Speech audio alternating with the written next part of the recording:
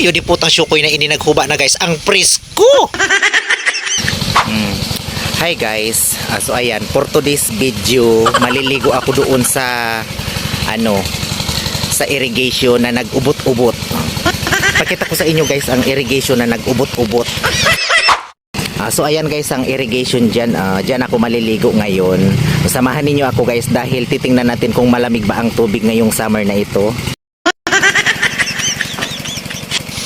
So ayan na nga guys, naligo na ang syukoy. So kung nakikita ninyo, grabing lamig guys, sobrang lamig pero sobrang sarap sa pakiramdam kasi mainit ang panahon. So ngayon maliligo ako dito sa sobrang lamig na tubig. So ang ganda-ganda pala dito maligo guys, kasi presko tapos ang linaw-linaw ng tubig.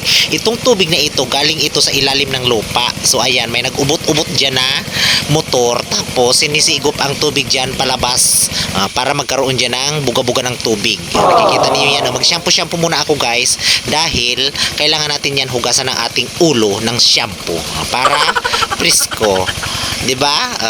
Saan kayo nakakita ng kwadrado dyan na nag-usok-usok ng tubig dyan? Yun din puta guys, ang laki-laki ng tubig na itong bumubuhos-buhos dyan sa likod ko.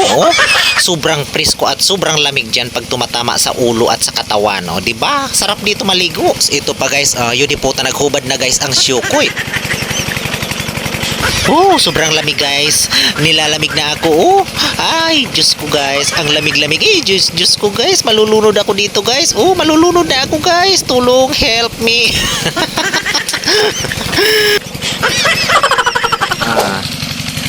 So ayan guys, tapos na akong maligo, diba? Ay di puta, rapat ang salbahin na damit ko. Ano itong nangyari ditong hayop? Nabadil. So ayan, tapos na akong maligo guys, napreskohan na ako. Sige na guys, bye bye.